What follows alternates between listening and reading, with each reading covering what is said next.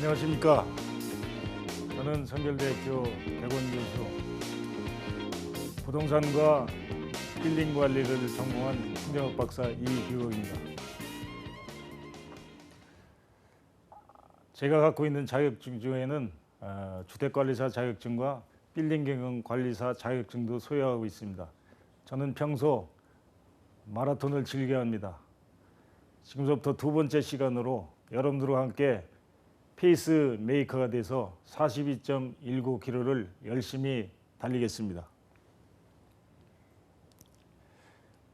빌딩경영관리사 자격증 소개와 취득 전략 그 두 번째 시간으로 제1차 시험 합격 전략과 세 과목 기본형 문제풀이를 하도록 하겠습니다. 제2편 구성은 제1차 시험의 개요와 두 번째 빌딩 관리 개론 출제형 및 문제풀이, 그리고 빌딩 행정 관리론 과목 출제 영역과 문제풀이, 그리고 마지막으로 빌딩 관계 법규의 출제 영역과 문제풀이를 하도록 하겠습니다. 먼저 제1차 시험 개요입니다. 제1차 시험 과목 및 합격 기준은 세 과목으로서 빌딩 관리 개론, 빌딩 행정 관리론, 그리고 빌딩 관계 법규가 되겠습니다.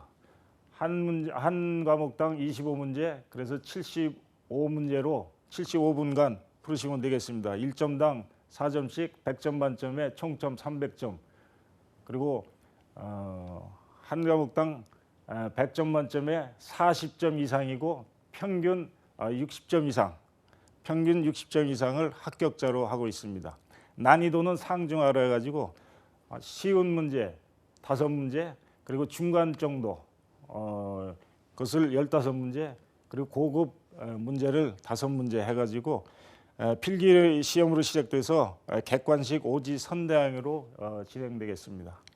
그러면 제2편 빌딩 관리 개론 과목의 출제 영역과 기본형 문제를 풀도록 하겠습니다.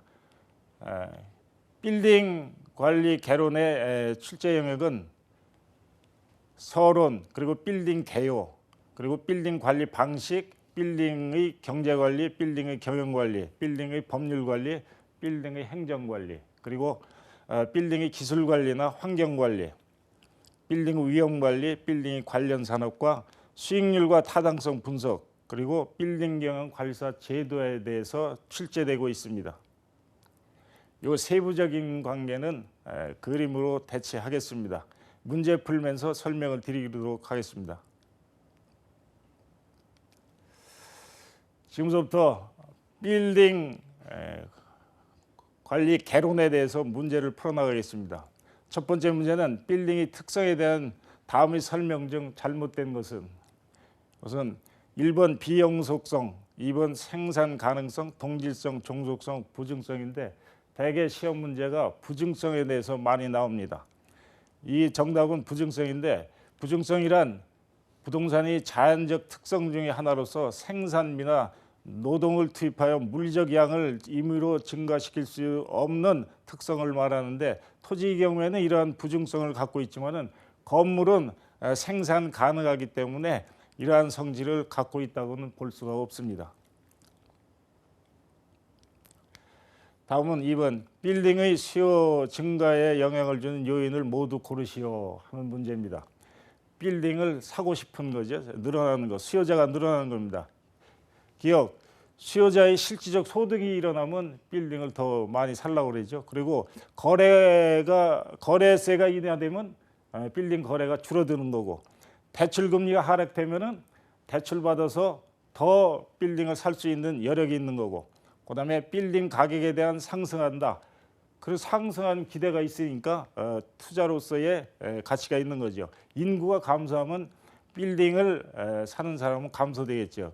이번에 정답은 기역, 디귿, 니을이 되겠습니다. 다음 중 빌딩의 내용연수에 해당되지 않는 것은, 내용연수의 그 빌딩의 수명을 얘기하는 겁니다. 1번 경제적 내용연수, 2번 물리적 내용연수, 3번 행정적 내용연수, 그리고 4번 기능적 내용연수. 여기서 사회적 내용연수라는 것은 없습니다. 빌딩의 내용수란 빌딩이 신축된 후 수명이 다하기까지, 즉 건물의 유용성이 지속 연수를 말합니다. 보통의 빌딩의 수명을 의미한다고 할 것입니다. 그 종류는 물리적, 기능적, 경제적, 행정적 내용수가 되겠습니다. 다음 빌딩의 강가 현상을 설명한 것입니다. 가장 바르게 된 것은 요거는 내용 연수하고 연결되는 문제입니다. 1번 물리적 강가는 설계의 불량, 형식의 구식화, 기능의 저하, 설비 부족 등으로 강가가 발생하는 것, 이건 기능적 내용 연수를 얘기하는 겁니다. 그다음에 기능적 2번은 기능적 강가는 노화, 마멸, 파손, 사고로 인한 손상 등으로 강가가 발생하는 경우, 이것은 물리적 내용 연수를 설명한 겁니다.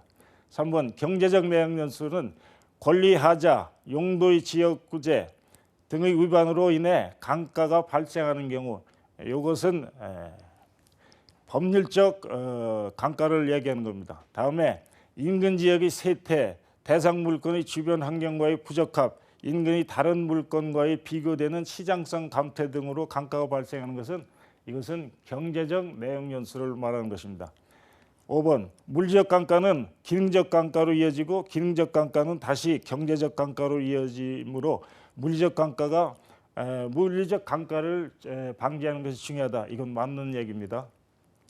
다음은 빌딩 관리에 관한 설명으로 다음 중 틀린 것은 나와 있습니다. 이것은 빌딩 관리에 대한 위탁 관리, 혼합 관리, 자치 관리 등을 이야기하는데, 위탁 관리는 건물의 전문성을 통해서 노화의 최소화, 효율적 관리가 가능한 대형 건물에 유용하다. 맞습니다. 2번은 혼합 관리 방식은 필요한 부분만 선별하여 위탁하기 때문에 책임 소재가 자치 관리 방식에 비해 분명해지는 것이 장점입니다. 이건 반대입니다. 책임 관리가 분명하지가 않습니다. 혼합해서 관리하기 때문에 책임 소재가 구분이 안 됩니다. 빌딩 관리는 설비 등의 기계적인 측면과 경제 경영을 포함한 종합적인 접근이 요구된다. 맞습니다. 자치 관리 방식은 관리 요원이 관리사무에 안일해지기가 쉽고 관리 전문성이 결여될 수 있는 단점이 있습니다. 맞습니다. 빌딩이 경계를 하기 위한 경계 측량을 실시하는 등의 관리는 기술적 관리에 속한다. 맞습니다. 이번 문제는 다음 중 괄호 안에 들어갈 내용으로 옳은 것은 1년이 정식화된 절차에 따라 재무 업무를 정리, 기록하는 것을 부기라하며, 이를 통해 얻어진 자료를 정리하여 주주, 채권자, 중개인, 공무원 등과 같은 조직의 외부 사람이 사용할 수 있도록 분기 또는 연도마다 문서화하는 것을 뭐라고 그러느냐, 이것이 재무회계를 설명한 것입니다. 재무회계는 주로 기업이 자금 조달을 위해서 자금 조달에 공헌한 사람이나 공헌하게 된 사람들이 의사결정에 필요한 재무 정보를 제공하는 것을 주목적으로 하고 있습니다. 다음 중 산재보험 그 외의 종류에 해당되지 않는 것은, 여기서 상병보상연금, 요양급여, 유족급여, 직업재활급여는 해당되는데, 실업급여는 이거하고 산재하고는 관련이 없습니다. 산업재해보험은 법적으로 근로자에게 보장된 권리이므로 손해배상의 경우와 달리 무과실 책임주의 원칙에 의해서 보상하도록 되어 있으며, 사업주가 반드시 산업재해보험료를 납부해야 하는 강제가입보험이기도 합니다. 여기에는 요양보상, 휴업보상, 장애보상, 유족보상, 장의비, 상병연금 등이 규정되어 있습니다.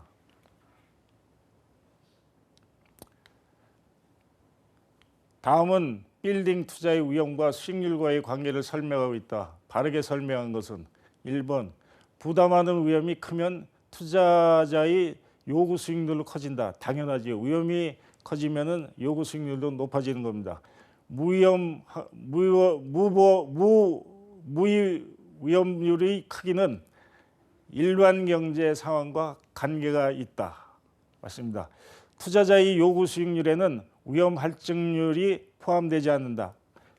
투자자의 요구 수익률은 투자하는 수익을 내기 때문에 위험 할증률이 당연히 포함되는 겁니다. 답은 3번입니다. 투자 위험을 전혀 감수하지 않은 경우 얻을 수 있는 수익률은 무위험률밖에 없다. 맞습니다. 기대 수익률이 동일한 경우 투자자들은 덜 위험한 투자 안에 투자하도록 되어 있습니다. 요구 수익률은 투자안이나 투자 대상이 수익 흐름이 변동하게 될 경우 위험에 따라 그리고 투자자들이 위험에 대한 태도에 따라 달라지게 됩니다. 다음은 제2편 중에 세 번째 빌딩 행정관리론 출제 영역 및 기본형 문제풀이를 하겠습니다. 빌딩 관리 행정관리론의 출제 영역은 우선 총설에서 빌딩 행정관리 개념 등 그리고 빌딩 행정 조직관리, 빌딩 행정 인사관리, 빌딩 행정 재무관리, 빌딩 행정 사무관리로 구분되어 있습니다. 문제를 풀겠습니다. 호선 실험이란 메이어 교수 등이 중심이 돼서 호선 공장에서 조명 실험, 계전기 조립 실험, 면접 실험 등을 한 것이다. 다음 중 이러한 호선 실험의 결과로 옳은 것은 했습니다. 호선 실험은 인간관계론의 결과를 도출해낸 실험입니다. 1번 공장 및 작업 관리의 과학화의 중요성. 이거는 과학적 관리론에서 주장하는 겁니다. 그다음에 비공식 집단의 중요성. 바로 인간관계론에서 소집단, 비공식 집단의 역할이 중요하다 하는 결론을 내린 것이 호선 실험의 결과입니다. 3번 인간의 동기부여의 중요성, 4번 리더십 이론의 중요성, 5번 표준화된 재작업 조건의 구비 중요성은 모두 과학적 관리론에 해당되는 것입니다. 호선 실험 연구 결과 작업 능률을 향상시키는 것은 물리적인 작업 환경과 경제적인 노동 조건뿐이 아니고 오히려 종업원의 태도나 감정 그리고 인간관계 즉 비공식 조직의 중요성을 비공식 조직의 중요성을 확인한 결과입니다. 매슬로의 욕구 단계에서 알더파의 ERG 이론의 성장 욕구의 성격에 해당되는 것을 이렇게 했습니다. 매슬로의 욕구 단계는 5단계로 나누는데 제일 1단계는 생리적 욕구, 2단계는 안전 욕구, 3단계는 소속과 애정 욕구, 이걸 사회적 욕구라고 합니다. 그리고 4단계는 존경 욕구, 그다음에 마지막으로 자아 실현 욕구. 여기서 마지막인 자아 실현 욕구가 알더퍼 이론에서의 성장 욕구에 해당되는 것입니다. 그것은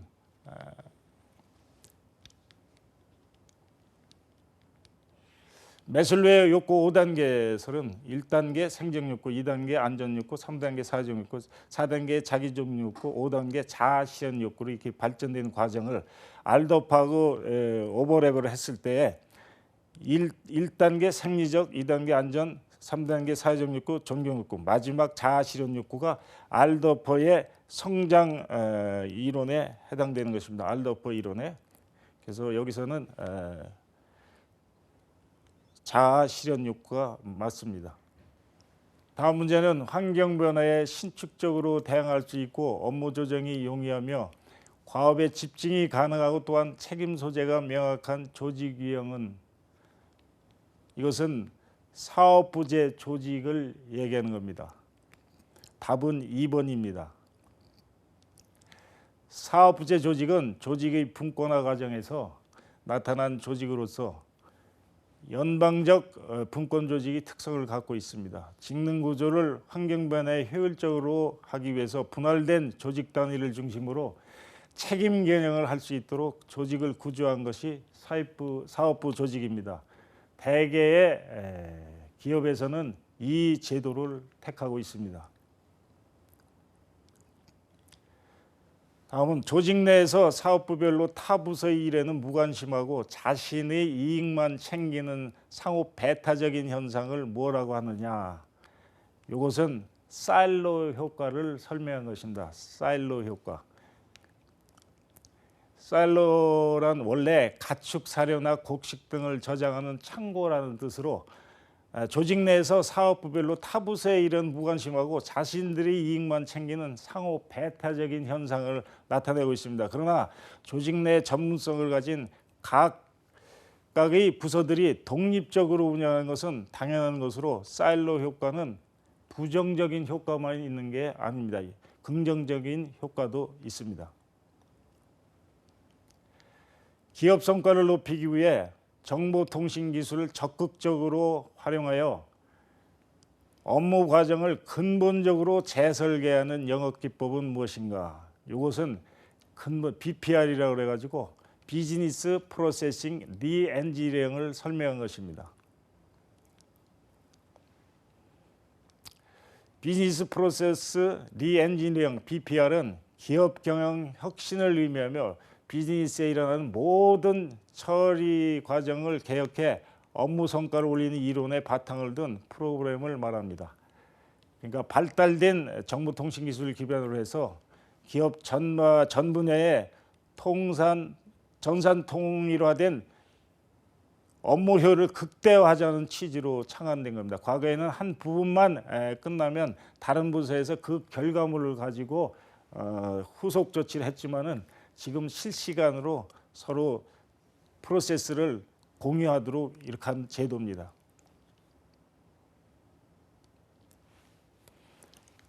다음 중 목표에 대한 관리 MBO입니다. Measurement by Objection에 대한 설명으로 옳지 않은 것은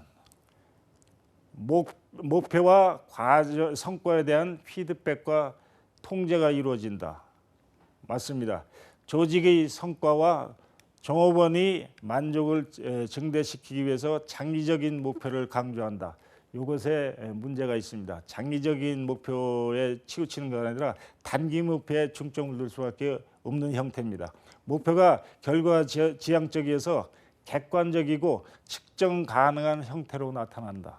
맞습니다.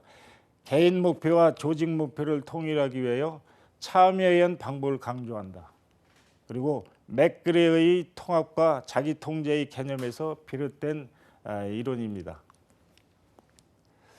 목표 관리, 그러니까 Measurement by Objective, 요거는 참여의 과정을 통해서 조직의 목표를 명확히 하고 체계 있게 설정 이용함으로써 관리의 효율화를 기하려는 관리 방식으로 통제가 용이하고 평가에 따른 불만을 줄일 수 있는 이점이 있는 반면 단기 목표에 치우치고 있는 경향이 있는 것이 단점이 되겠습니다. 빌딩 행정관리 중 문서관리는 문서, 그림, 도면 등을 효율적으로 분류하고 보존하는 행위를 말하는데 이를 위한 문서 분류의 원칙이라고 볼 수 없는 것은 빌딩 행정관리의 문서 원칙은 종합의 원칙, 일관성의 원칙, 점진의 원칙, 병치의 원칙, 그리고 상호 배제의 원칙입니다. 상호 배제 원칙, 상호 결합의 원칙이 아니고.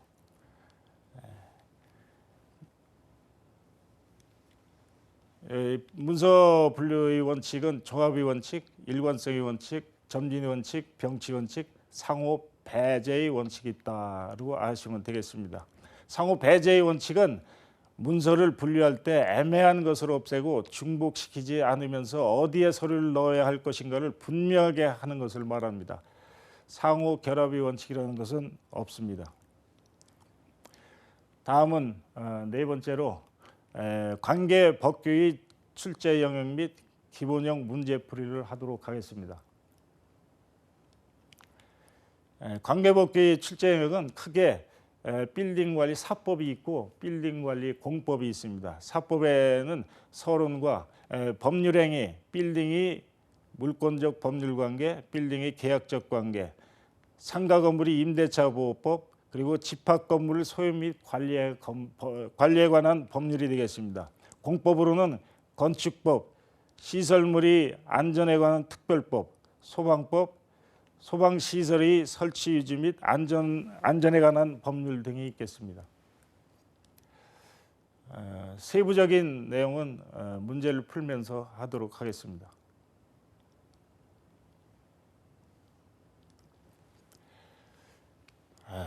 A와 B는 조합을 결성하여 부동산을 취득하면서 공유의 소유권 보전 등기를 하였다. 이후 이를 합의에 의한 등기로 변경하기 위해서 행해지는 등기는 뭐냐?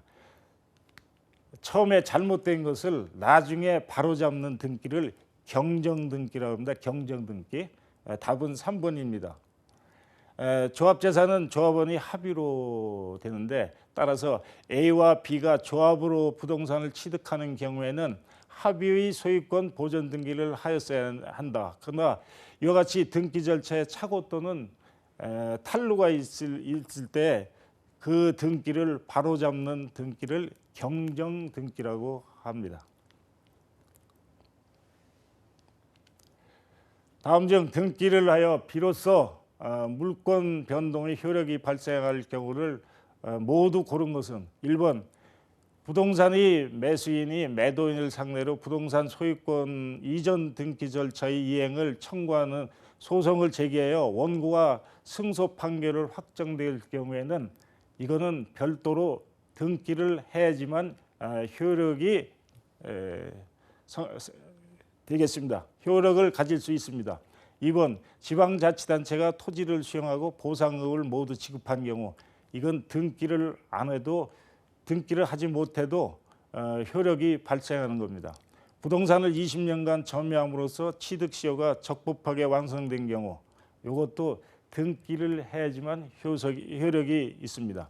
부동산 경매 절차에서 제3자가 매각을 받아 매각 대금을 모두 납부한 경우, 이것도 니은과 같이 그 자체로 효력이 발생하지만은 거래를 할 때에는 등기를 해야지만 가능합니다. 여기에 정답은 기역 디귿 4번이 되겠습니다. 임차인이 임대인이 동의 없이 목적물을 전대한 경우 법률관계에 관한 다음 설명 중 잘못된 것은 1번 임대인은 임대차 계약을 해지할 수 있다. 해지할 수가 있습니다. 2번 임대차의 전대행위가 임대인에 대한 배신행위가 아니라고 인정되는 특별한 사정이 있는 때에는 임대차 계약을 해지할 수 없다는 것이 판례로 나와 있습니다. 3번 임차인과 전차인 사이의 임대차 계약은 임대인이 동의 여부와는 관계없이 유효합니다. 그다음에 임대인은 직접 전차인에게 차임의 지급을 청구할 수 있다. 이것은 직접 청구할 수가 없습니다. 법률 행위 관계가 성립되지 않습니다. 5번 임대인은 임대차 계약을 해지하고 전차인에 대하여 소유권에 기한 물권적 청구권을 행사할 수 있다. 맞습니다. 임대인이 동의 없이 전대차가 이루어진 경우 임대인과 전차인 사이에는 아무런 법률 관계가 형성되지 않으므로 임대인이 전차인에 대한 자금 지급 청구권은 발생하지 않습니다. 집합건물 소유 및 관리에 관한 법률에서 관리인을 선임해야 할 의무가 관리단에 발생하는 경우가 있다. 구분 소유자가 최소 몇 명 이상 있을 때 관리인 선임 의무가 발생하는가? 이거는 법에 10인 이상으로 되어 있습니다. 10인 이상으로 되어 있습니다. 건물에 대하여 구분 소유권자가 성립되면 구분 소유자 전원을 구성으로 하여 건물과 그 대지 및 부속 시설의 관리에 관한 사업의 시행을 목적으로 하는 관리단을 구성할 수 있는데, 그 구분 소유자가 10명 이상일 때를 규정하고 있습니다. 다음 중 건축 법령상 용어에 관한 설명으로 옳지 않은 것입니다. 건축물의 종류를 유사한 구조, 이용, 목적 및 형태별로 묶어 분리한 것을 건축물의 용도라고 합니다. 맞습니다. 2번은 건축물의 바닥이 지표면 아래에 있는 층으로 바닥에서 지표면까지 평균 높이가 해당 층 높이 3분의 1 이상인 것을 지하층으로 한다. 이것은 틀린 얘기입니다. 2분의 1 이상으로 된 것이 정답입니다. 건축물 안에서는 거주, 집무, 작업, 집회, 오락 그 밖에 이와 유사한 목적을 위하여 사용되는 방을 거실이라고 한다.